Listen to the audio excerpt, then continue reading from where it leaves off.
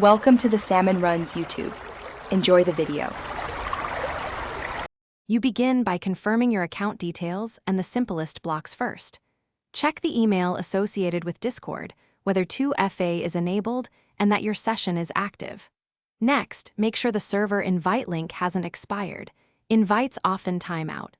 Also inspect your role and channel permissions. Missing a role or being unintentionally muted can look like no access.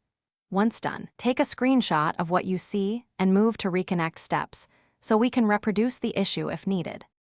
Now you'll perform deeper remediation. Close Discord completely and clear the app cache, or reinstall to remove corrupt files. This resolves many access issues. Then change network paths, toggle VPN, try mobile data, or reboot your router to refresh your IP.